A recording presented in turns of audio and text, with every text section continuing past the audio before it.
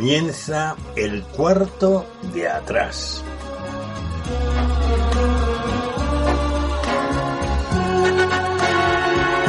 El cuarto de atrás es un tiempo para conversar entre amigos acerca de temas que nos importan. No pretendemos dar sentencias ni valoraciones especializadas, sino aportar las opiniones de personas como tú que se detienen a pensar en asuntos importantes que ocurren en nuestro mundo. El cuarto de atrás abre sus puertas durante una hora para tratar temas de actualidad desde una perspectiva diferente, la mayoría de las veces en tertulia, aunque de vez en cuando también entramos en un tiempo más íntimo y en vez de tertulia es una entrevista. En todo caso, nuestro acercamiento a la actualidad procuramos siempre que sea en perspectiva cristiana, porque esta es una emisora cristiana. Acompañamos el tiempo del cuarto de atrás, o más bien lo sazonamos con 2 o 3 breves pizcas de adobo musical. Preferimos temas de la gran música, también llamada clásica, aunque de vez en cuando escuchamos música de otros estilos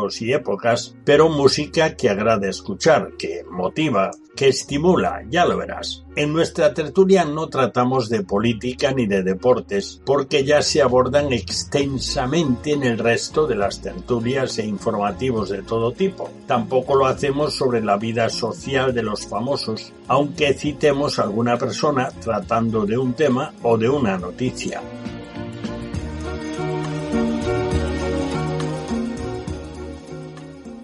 Bienvenidos al cuarto de atrás, verano.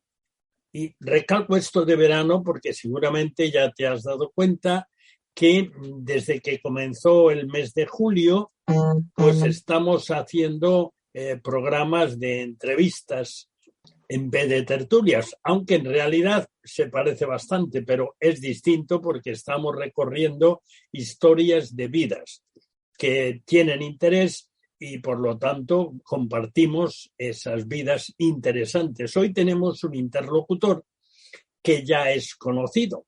Se trata de Javier Álvarez Ballesteros, el experto en filosofía como doctor y catedrático en esa especialidad, que está llevando el peso del nuevo programa de radio Los Grandes Pensadores y Dios. Bienvenido, Javier. Pues muchas gracias, buenos días.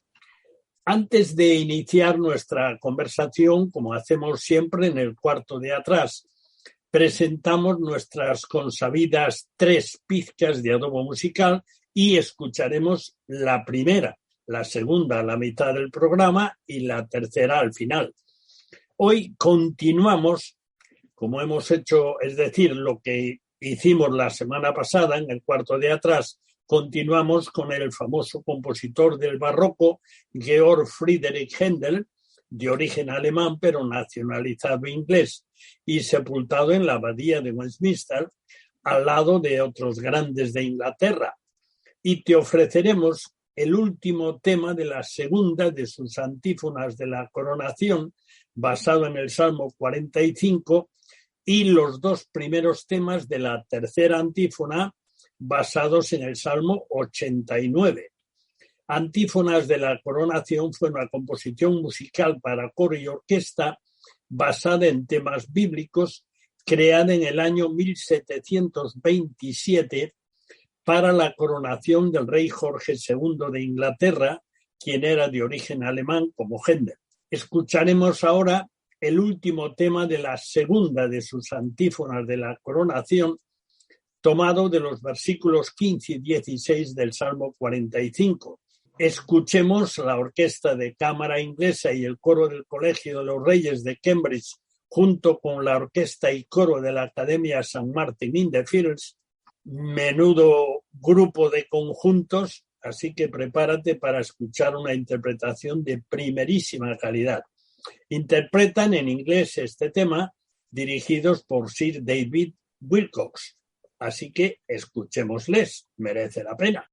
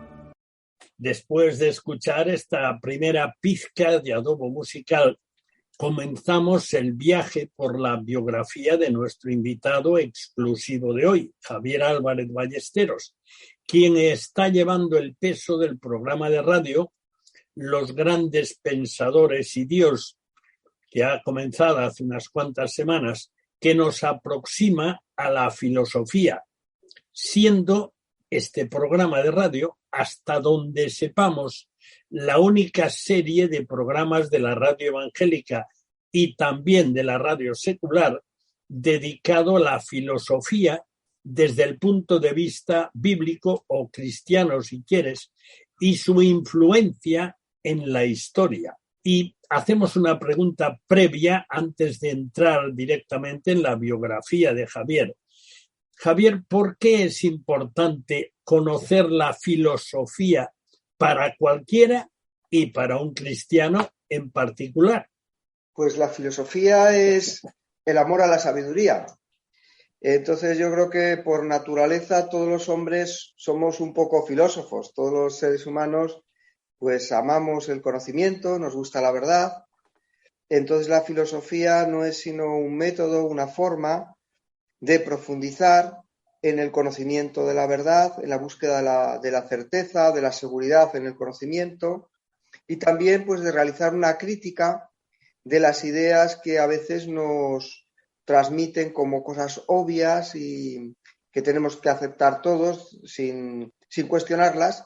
Pues la filosofía nos invita a meditar sobre el mundo en el que vivimos y también sobre las ideas que de alguna forma intentan vendernos. Bueno, pues volveremos sobre esto más tarde. Esto es un poco por hacer una introducción previa. Vamos a tu niñez, tus primeros días, tus primeros meses, tus primeros años. Pues háblanos algo de tu origen familiar y de la influencia que esto ha tenido en tu vida, de una forma breve, pero refiriéndose específicamente a ese periodo. Pues yo soy el segundo de una familia de 5 hermanos. Nací en un barrio y viví, mi infancia se desarrolló en un barrio de Madrid, se llamaba la Ciudad Pegaso, se llamaba y se llama, se sigue llamando la Ciudad Pegaso. Y bueno, asistí a un colegio religioso, un colegio católico. Bueno, pues mi vida fue la de un chico nacido en los años 60 y poco más puedo reseñar. ¿Recuerdas alguna anécdota especial de tu infancia? Bueno, sí hay un hecho que desde luego marcó mi vida. Cuando tenía 11 años tuve un accidente de tranvía, me pillé un tranvía y me amputaron una pierna.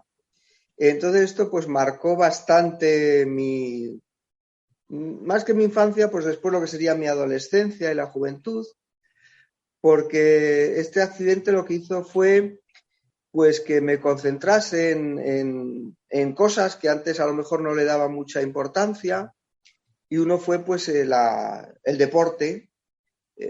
Comencé a practicar natación y mis padres me animaron muchísimo en este sentido a que superase ese trauma, y que creo que fue para ellos más traumático que para mí, porque desde luego pues ellos me animaron. Mi padre me decía, pues hijo, si no vas a poder realizar algunas cosas, pues en otras puedes destacar, entonces esfuérzate en esas cosas que sí puedes realizar. Y una de ellas fue el deporte, que practiqué pues con mucha asiduidad, y la otra pues fue coger gusto también por los estudios, por el análisis del conocimiento y esas cosas en las que pues podía trabajar tranquilamente. Entonces, de una manera general, ¿cuál crees tú que fue la influencia más importante de tus padres para tu vida? Pues fue ese apoyo que recibí cuando tuve el accidente, también la importancia y el esfuerzo que ellos realizaron respecto a nuestra formación. Mi padre pues trabajaba muchas horas, y lo que se preocuparon fue pues de que estudiásemos, estuvieron siempre pendientes de darnos una formación tanto académica como en valores. Y esto yo creo que es muy, muy importante, cómo eran mis padres y cómo nos enseñaron pues el respeto hacia los demás, el llevar unas normas éticas, unas pautas éticas de conducta, de disciplina, de moral, que todo esto yo creo que fue bastante importante para mí y para mis hermanos. Todo esto además, sí, aderezado con muchísimo amor, porque los hermanos, pues con el paso de los años, cada uno vivimos en un lugar distinto de la geografía, pero todos pues tenemos una relación estupenda entre nosotros y nos vemos en fin, y todo eso yo creo que es fruto de lo que nos inculcaron nuestros padres. ¿Cómo fue tu formación académica? Bueno, pues como te comentaba, yo estudié en un colegio religioso y yo tenía el gusto por estudiar medicina, era digamos, mi vocación. Pero en los 2 últimos años de los estudios en el colegio, lo que era antes el tercero de BUP y el COU, me llamó muchísimo la atención la filosofía. Entonces cambié de idea, y para sorpresa de mis padres, pero con el apoyo de ellos, les dije, mira, pues que quiero estudiar filosofía. Y me dijeron, pues nada, estupendo, adelante. Y me gustó muchísimo los estudios que realicé. Todavía tengo esa espinita clavada de no haber estudiado medicina, que era mi gran pasión, pero disfruté mucho estudiando filosofía. Hice la carrera además en 4 años, porque los 2 últimos cursos, antes las licenciaturas eran de 5 años, y yo hice el 4º y el 5º año, los hice juntos. Entonces terminé la carrera antes de lo esperado, y bueno, pues hasta ahí digamos mi formación universitaria originaria. Luego, posteriormente, pues haría el doctorado también en la Universidad Complutense. Estudié también en Alcalá de Henares, hice la carrera de Humanidades, y luego, bueno, siempre he estado estudiando. Estudié muchas asignaturas de psicología, asignaturas de historia, de sociología, en fin, he pasado toda la vida pues intentando formarme. Bueno, aparte de lo que ya comentabas antes al inicio del programa, también de una manera general, porque no pretendemos otra cosa aquí, ¿qué es lo más importante que te aportó a ti ese tiempo de formación, tanto en humanidades, pero sobre todo en filosofía? Lo más importante que te ha aportado. Es difícil resumirlo a lo mejor en una idea, pero yo creo que la mentalidad crítica, la capacidad y el interés por analizar las cosas yendo al fondo de las mismas. Eso yo creo que fue la gran aportación positiva. Quizá a lo mejor del lado negativo tenía que ver mucho también con la edad en la que yo estudié filosofía y, en fin, toda mi trayectoria personal, pues me alejó mucho de Dios, digamos. O sea, yo cuando terminé de estudiar filosofía, pues era digamos, un ateo convencido. Pero eso sí, y esto me parece importante señalarlo, era un ateo coherente. Es decir, porque yo he visto después, y para esto la filosofía me ha ayudado, pues que hay distintas formas de cristianismo. Que hay cristianismos más coherentes y cristianismos menos coherentes. Pero lo mismo ocurre también con otras posturas. Y que entonces hay ateos que son sólidos, ateos que tienen una coherencia a su pensamiento, y luego también hay ateos superficiales y yo diría que desde el punto de vista del pensamiento, incluso ridículos. Entonces yo creo que la filosofía me dio la posibilidad de ser un ateo coherente, es decir, un ateo al estilo de Friedrich Nietzsche. Cuando uno es ateo y no cree en nada, pues no cree tampoco en cosas como la dignidad humana, la razón y cosas por el estilo. Bueno, entonces ya que hemos llegado hasta ahí, es que es justo el punto de disparadero. ¿Cómo fue tu conversión a Cristo? Es decir, tu cambio de paradigma. Pues si me permites, como hay algo de biografía aquí, pues te cuento algo curioso. Cuando yo tenía 23 años, yo aprobé la cátedra de bachillerato de filosofía y era el catedrático más joven de España de todas las asignaturas, catedrático no solo de filosofía, sino de otras disciplinas, pues porque como terminé la carrera un año antes, me presenté a la oposición y tuve la suerte de sacarla, pues era un catedrático con 23 años. Y entonces, claro, aparentemente mi vida era una maravilla. Es decir, tenías un trabajo bueno, una especie de prestigio, reconocimiento social. Como te he contado antes, pues hacía deporte y tenía un físico más o menos interesante. Y parece que la vida me sonreía y que, en fin, cualquiera que me mirase me podía contemplar con cierta envidia, digamos. Pero en el interior yo me consideraba que era una especie de, perdón por la expresión, pero se me ocurrió otra, una especie de payaso, un imbécil o un idiota. Es decir, cuando yo me iba a la cama después de volver, yo qué sé, de una discoteca o de haber estado tomando copas, pues yo sentía un tremendo vacío. Quizás los demás pues podían admirar algunas cosas, decir, ay, pues catedrático, tan joven, no sé qué, pero para mí no tenía mayor importancia ni mayor relevancia, pues porque no la tenía. Y eso por un lado. Y luego, por otro lado, yo soy una persona bastante hipocondríaca. Y en cierta ocasión, pues me dio un dolor de espalda fuerte y estaba postrado en cama. Y entonces, pues como soy tan hipocondríaco, como te decía, pues me dio por pensar, uy, yo de esta no salgo. Y así, pues pensando, en un momento dije, bueno, ¿y si Dios existe? Y yo decía, bueno, pues si Dios existe, esto de la filosofía, que uno le da por encadenar ideas, pensé, si Dios existe, tiene que ser un ser inteligente. No puede ser Dios sino ser inteligente. Y además tiene que ser poderoso. Si Dios existe, seguro que tiene que ser capaz incluso de saber lo que estoy pensando ahora. Entonces, en ese momento, un ateo radical y coherente, como yo era en ese momento, un ateo nichano, hizo una oración a un Dios que no conocía. Y dice algo así como, pues Dios, si existes, si tú existes, tienes que estar escuchando lo que digo. Entonces, si tú existes, yo te quiero conocer. Y esa fue la oración de un ateo que después, con el paso del tiempo, fue contestada, porque esa de la hipocondría pues es algo que, en fin, es una enfermedad también persistente, pero que se demuestra que muchas veces lo que creemos tener no es tan grave. Y al poquito me recuperé de ese dolor de espalda y paseando por mi barrio, iba a otro lugar, pero por casualidad pasé cerca de una iglesia evangélica.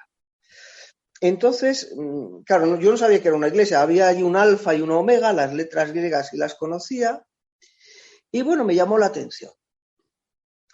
Y volviendo en otra ocasión por el mismo sitio, vi que había luz encendida en aquel lugar, y me acerqué. Y justo en ese momento que yo me acerqué a la luz donde estaba la capilla, era una capilla evangélica, pues justamente el pastor estaba cerrando la puerta porque iba a comenzar el culto. Y me dijo, hola, ¿venías para aquí o algo así? Le dije, pues no. Y dice, bueno, ¿te apetece entrar? Porque... Y dije, ¿y esto qué es? Y me dijo, mira, esto es una iglesia evangélica. Y le dije, bueno, entonces ahí entré y asistí al culto. Y al final, el que sería después mi pastor, se acercó y me dijo, ¿tú has leído la Biblia? Y le dije, pues sí, efectivamente yo había leído la Biblia como filósofo, como... Y me dijo, bueno, pues te voy a dar un Nuevo Testamento, de todas maneras. Y me marcó para que lo empezara a leer por el Evangelio de Juan. Y yo efectivamente había leído la Biblia y en aquel momento yo trabajaba en Guadalajara, iba a Guadalajara en autobús. Y empecé a leer el Evangelio de Juan. Y oye, pues fue empezar a leer el Evangelio y se me saltaban las lágrimas. O sea, eso que yo había leído, que había estudiado como algo cultural, de alguna forma pues empezó a tocar mi vida. Y aquel Dios que yo le había dicho, si tú existes, pues te quiero conocer, de alguna forma me estaba hablando y se me estaba dando a conocer a través del Evangelio de Juan. Y así fue pues como, digamos, el Señor llamó a la puerta de mi corazón y poquito a poco, fue un proceso no instantáneo, pero poco a poco, pues Él me fue conquistando mi alma y mi corazón y mi mente también. Tenía un amigo en ese momento, bueno, seguimos siendo muy buenos amigos, que me decía, pero Javier, es que esto tú te lo estás creyendo. Dice, porque otras veces él me había visto, pues que a mí me gustaban las sectas, estudiar libros de religión, de filosofía, todo este tipo de cosas. Y él me decía, Javier, pero tú es que esto te lo estás creyendo. Y yo le dije, Gonzalo, ¿cómo no me lo voy a creer si esto es la verdad? Así que no solamente convenció, llamó a mi corazón, sino que también convenció a mi cabeza filosófica, racional y todo esto. Oye, es curioso, mira, para los que escuchan el programa, seguramente que bastantes de ellos han escuchado el programa de la semana anterior. Este programa sale una vez a la semana y en este caso habrán escuchado, y a mí esto me sorprende muchísimo, un testimonio que se parece muchísimo a lo que tú acabas de contar y tú no tenías ni idea ni conoces a la persona y viceversa. Entonces, lo que me contaba esta persona, que es una mujer que tiene un cargo importante en una empresa multinacional, es la directora de la gestión de recursos humanos, que no es cualquier cosa, ella estudió psicología y siendo estudiante de psicología se produjo algo muy parecido a lo que tú has contado, aunque se inició de una manera distinta, pero se produjo algo que prácticamente repite al pie de la letra lo que tú has contado con el Evangelio de Juan. Y para ella fue, el Evangelio de Mateo.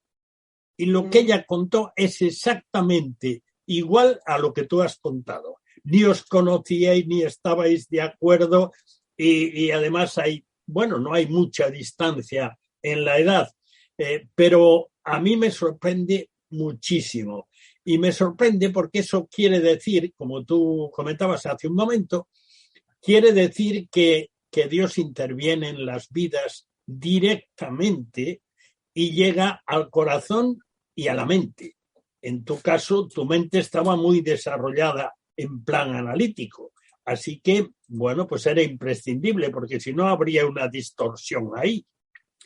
Bueno, entonces llegamos a otra parte de tu vida, pero antes de llegar a esa parte vamos a hacer un alto porque estamos ya más o menos al 50% del programa y hacemos un breve descanso en nuestro recorrido por la biografía vital de Javier Álvarez para ofrecerte, curiosamente, hago un inciso aquí, curiosamente, la mujer que entrevisté la semana pasada, su segundo apellido es igual al segundo tuyo. Y no creo que seáis nada de la familia, porque ella es gallega de toda la vida. Ella de segundo apellido es Ballesteros, como tú.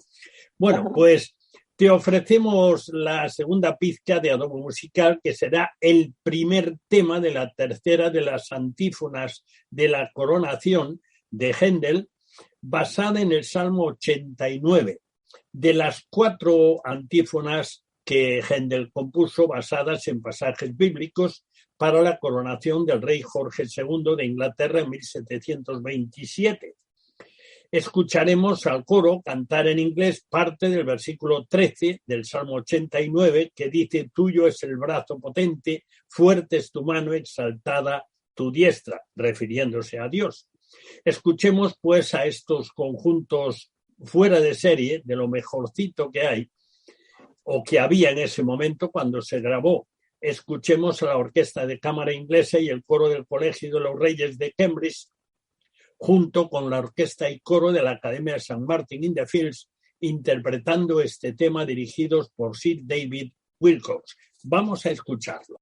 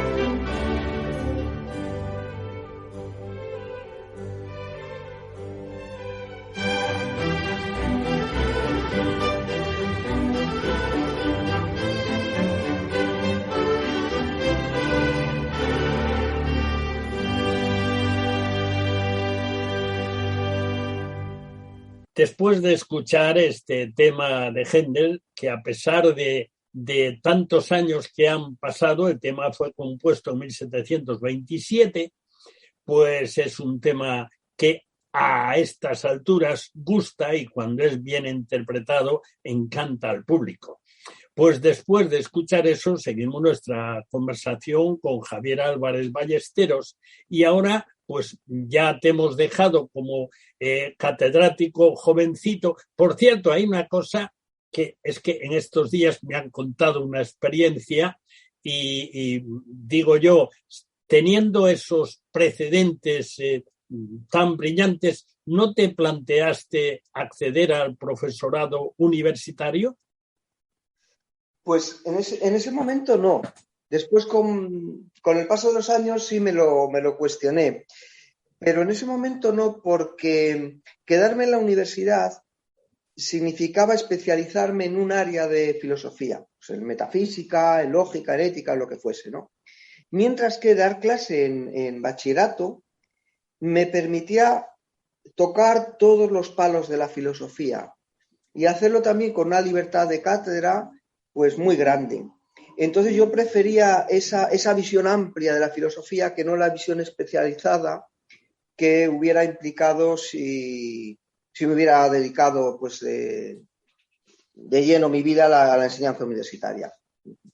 Entonces, en líneas generales, ¿cómo fue tu evolución laboral? Bueno, hasta ahora, hasta nuestros días. ¿Cómo fue tu evolución en el ámbito de la enseñanza de filosofía? Pues fundamentalmente he sido profesor o catedrático, vamos, de filosofía en bachillerato toda mi carrera profesional hasta la jubilación. Lo he compaginado los últimos años yo creo que ya son cerca de 20, trabajando en una facultad protestante, dando clase en lo que era antes seminario y luego fue facultad de protestante, dando clase de historia de la filosofía también.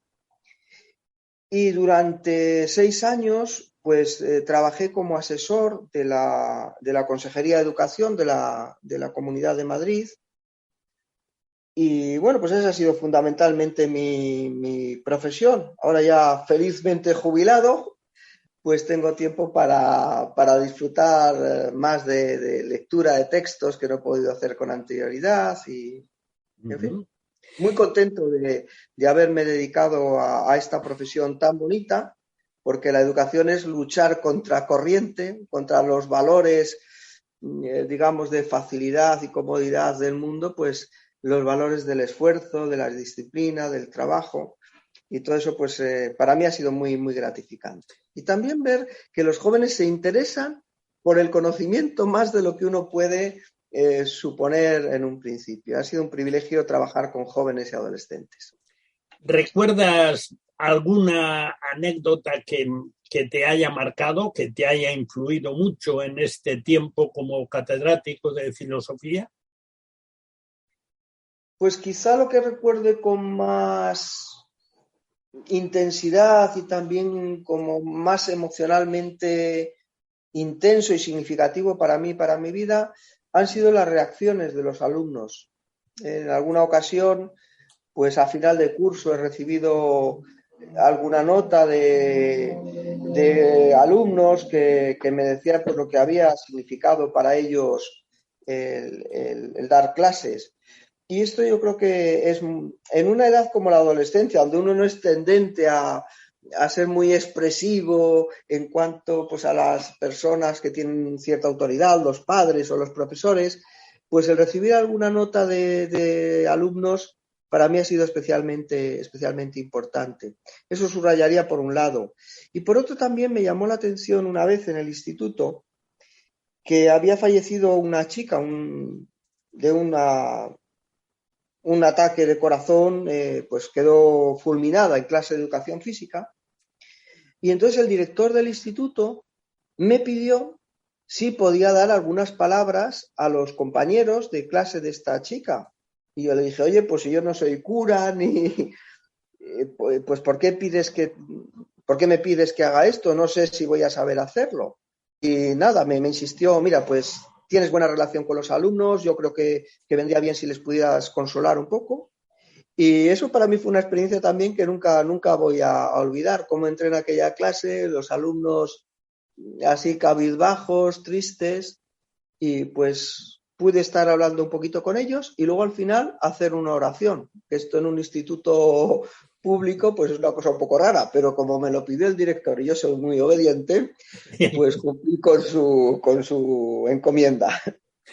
Ahora, visto así, dándote un paseo por tu experiencia en las aulas, seguramente que dada la materia que tú enseñabas y la época, porque a fin de cuentas eso también tiene importancia, dime algunas peculiaridades de ese tipo de trabajo, de enseñar filosofía y de hacerlo en esa época que te tocó a ti hacerlo. Bueno, pues lo cierto es que he vivido distintas reformas educativas, es decir, que me ha tocado vivir pues desde el antiguo bachillerato hasta lo más reciente. Yo me jubilé el año pasado, entonces pues he ido pasando por distintas situaciones. Y claro, los profesores siempre nos quejamos, los chicos cada vez saben menos, estudian menos, y uno se da cuenta que, claro, el problema es que nosotros vamos sumando años, pero nuestros alumnos siempre tienen 16, 17 o 18. Y en este sentido, aunque las generaciones cambian y hay movimientos, digamos, de carácter social que nos afectan a todos, en el fondo las necesidades del ser humano siguen siendo muy parecidas. Y entonces lo que yo he visto en los jóvenes con los que me ha tocado tratar es que hay un interés por el conocimiento de la verdad, que se hacen preguntas. Lo que pasa es que a veces el entorno en el que vivimos, y yo creo que más a medida que ha ido pasando el tiempo, pues estas preguntas de alguna manera intentan ser ahogadas y tapadas, pero las preguntas por el sentido de la vida, que es lo que trata la filosofía, pues por qué es lo bueno, qué es lo justo, qué es la verdad.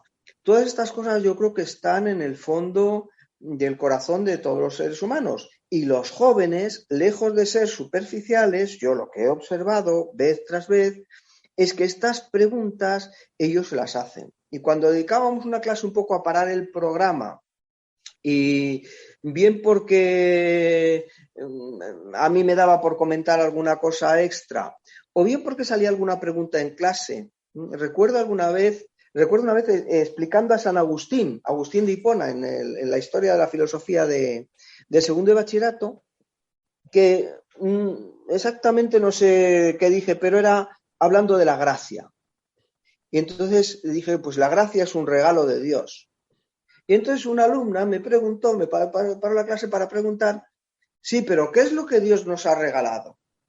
Y entonces ahí tuve la oportunidad, la posibilidad de explicarles pues el gran regalo que nos había hecho Dios fundamentalmente a través de Jesucristo. No te puedes imaginar el silencio de aquella clase, las caras de los chicos, sus ojos abiertos y expectantes, porque los chicos también con esta edad, hay que reconocerlo, a veces son un poquito inquietos. Oye, pues aquella clase fue de un interés indescriptible y fue también un recuerdo bonito, el poder hablar de estas cosas.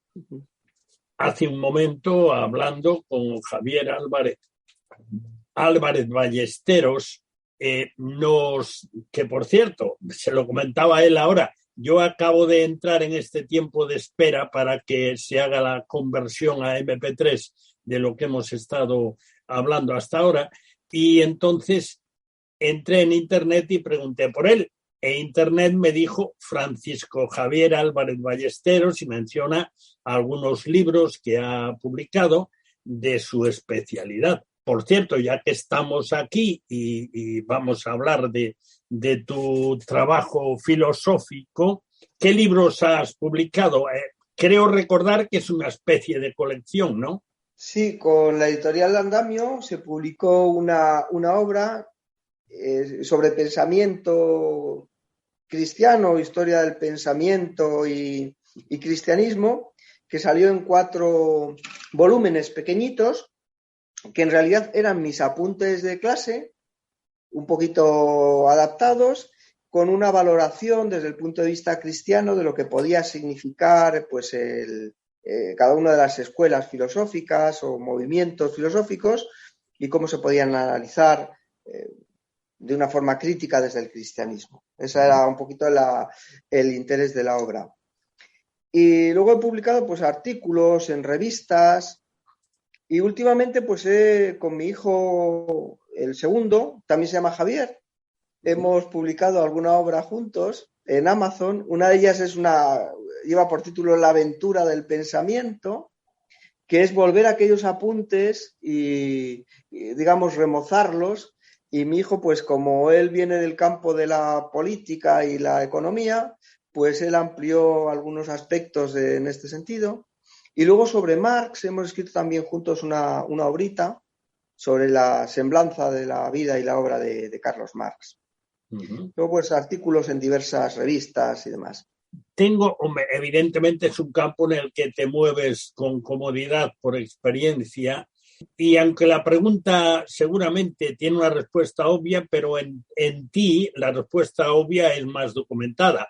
¿Qué influencia ha tenido la filosofía a lo largo de la historia del cristianismo?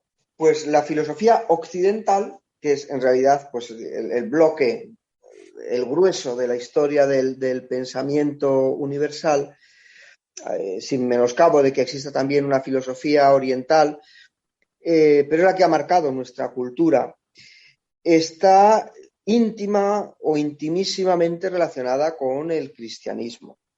La filosofía tuvo sus orígenes en Grecia y después pues esa filosofía fue calando en el Imperio Romano por medio de la cultura helenística y claro, el cristianismo surgió dentro del Imperio Romano en el siglo I y tuvo que enfrentarse con el pensamiento pagano. Entonces lo que veremos a lo largo de los siglos es cómo el cristianismo, la fe cristiana, el dogma cristiano, la teología cristiana y el pensamiento pues están en un íntimo y un continuo diálogo, debate, a veces como muy sintético, muy simbiótico, donde se van juntando ideas filosóficas o presupuestos filosóficos con ideas teológicas y otras veces pues de enfrentamiento abierto, de enfrentamiento claro entre lo que sostienen algunos pensadores o algunos periodos, momentos o sistemas filosóficos que se han dado en la historia con el cristianismo y, por supuesto, la consiguiente respuesta por parte del cristianismo a esas argumentaciones anti o contra cristianas. Por cierto, y ya que hablando de las dos cosas, como creyente convencido, ¿ha sido para ti dificultoso? ¿Qué problema te ha presentado? ¿Qué desafío enseñando filosofía en el bachillerato? La verdad es que ninguno. Es decir, yo lo que creo es que las personas pues que hemos sido profesionales o que trabajamos en un mundo profesional, lo que tenemos que hacer es ser testimonio y dar testimonio en nuestro ámbito de trabajo de nuestra fe. ¿Y eso cómo se hace? Pues yo en mi caso creo que se hace con honradez. Y pues cuando yo he tenido que explicar a San Agustín, como veíamos antes un ejemplo, pues he explicado a San Agustín de la mejor manera que puedo, que entiendo, y siendo, digamos, un buen profesional. Pero cuando me toca explicar a Marx o a Nietzsche, pues también lo explico de la mejor manera que sé. Y yo lo he comentado alguna vez, a mí no me paga el ministerio, o en este caso la Consejería de Educación, no me paga por predicar el Evangelio. Y yo creo, por otro lado, que el Evangelio es algo que llevamos puesto. Entonces, yo he tratado siempre de hacer mi trabajo de la forma más honesta posible. Eso sí, me ha dado posibilidad, en ciertas ocasiones, pues por preguntas que salen en clase, Normalmente no doy mi opinión sobre qué pienso sobre un autor u otro, pero si los alumnos te preguntan, pues como en el caso que hemos visto hace un momentito, alguien me preguntó, bueno, ¿y eso del regalo o del don o de la gracia de Dios qué es? Pues me dio posibilidad para hablar de una manera extensa de qué era la gracia. O si alguien me pregunta en una clase, bueno, ¿y a ti qué te parece esto? Pues puedo dar mi opinión, igual que la pueden dar los alumnos. Y esto me parece fundamental. Y yo creo que esta es la forma de ser testimonio en el trabajo. Entonces yo creo que no me ha costado demasiado compatibilizar mi trabajo como profesor de filosofía y mi fe, porque yo creo que la fe uno la lleva puesta, la vive y eso se tiene que trascender por los poros, por cómo uno se comporta, por cómo tratas a los alumnos, por cómo tratas a los compañeros. O sea, yo he sido profesor, pero también digamos, no sé si en reconocimiento de mi trabajo, pero casi la mitad de mi vida profesional, pues he tenido cargos en los institutos, he sido vicedirector, he sido jefe de estudios adjunto, y esto pues te da también la posibilidad de tratar con los alumnos de una forma más personal, más íntima, de poder a veces ayudarles de una forma que el profesor cuando está en el aula no lo puede hacer. Y bueno, pues ahí he podido de alguna forma también, no sé, mostrar mi fe, pero ya te digo, no predicando el Evangelio, porque eso creo que hubiera sido deshonesto, ya que mi trabajo consistía en explicar filosofía, o cuando he sido vicedirector, en hacer un horario bueno, en llamarle la atención a un alumno con todo el cariño del mundo, pero llamarle la atención cuando lo tenía que hacer, o hablar con los padres, a veces controlando mis nervios y haciendo manifiestos los frutos o el fruto del espíritu. Y en fin, pues esa ha sido un poco la forma en la que he intentado vivir mi fe en mi trabajo. Para alguien que ha dedicado su vida a enseñar la búsqueda de la verdad, la búsqueda del saber, el amor al saber, somos poco dados a escuchar. Yo creo que esto nos pasa en general a todos, y eso que se dice que tenemos 2 orejas para escuchar el doble de lo que hablamos, tenemos solo una boca y 2 orejas y por algo se da. Y es verdad que a veces hablamos más rápido de lo que pensamos y pues esto es siempre fuente de problemas, porque uno ya cuando se quiere arrepentir a lo mejor de lo que ha dicho sin pensarlo demasiado, pues a lo mejor ya es un poco tarde, pero bueno, yo creo que es algo consustancial al ser humano. Háblanos un poco de ese, ya que lo mencioné y el tiempo se nos está acabando, lo mencioné antes, háblanos un poco acerca de ese programa de radio que, bueno, ya va por el programa creo que número 22 o algo así, son programas semanales que tratas de filosofía, de la historia de los grandes pensadores. Háblanos un poco así por encima de ese programa. ¿Cómo lo ves tú? Pues lo que hemos querido hacer con este programa es acercar al público en general, pues al mundo del pensamiento, de los grandes pensadores, no solo filósofos, sino que veremos también algún científico, algún político, algún economista, y cómo, pues yo creo que hay un tópico y es la idea de que los grandes pensadores pues son ateos o han sido ateos, y esto pues no encaja con la historia. La cultura occidental se desarrolló en un contexto cristiano con sus muchas deficiencias, porque a veces el cristianismo, tal y como ha sido vivido, ha dejado mucho que desear. Pero se ha desarrollado la cultura occidental en ese contexto. O sea, las raíces de Europa son raíces cristianas, que tienen sus bases en Grecia, en Roma, pero que nos han sido transmitidas a través del cristianismo. Entonces, entender esta relación que hay entre el cristianismo y la cultura, entre el cristianismo y la fe, entre el cristianismo y la ciencia, a mí me parece que no solamente es interesante, que creo que es interesantísimo, me parece que es importante, porque es algo que de alguna forma se le está ocultando al público en el momento actual.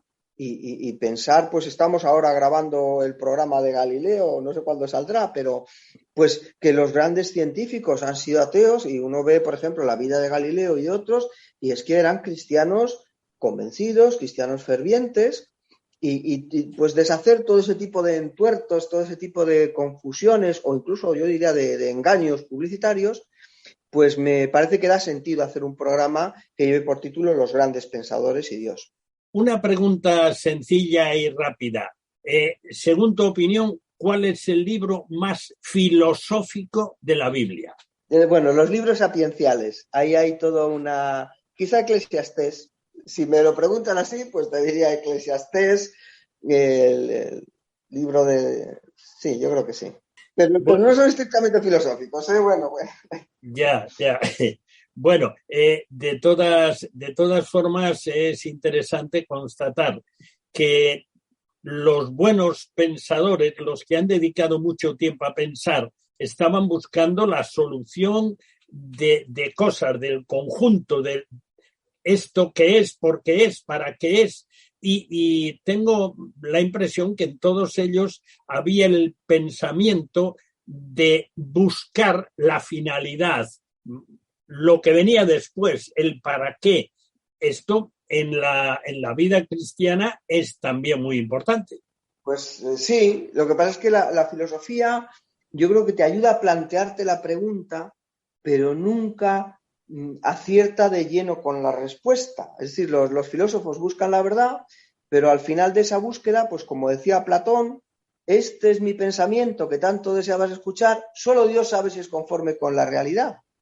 O Descartes, cuando escribe el discurso del método, pues dice, tampoco me voy a poner yo a decirle a los demás cuál es la verdad. Yo muestro cuál ha sido mi camino, pero no voy a dar muchos consejos cómo deben hacerlo los demás.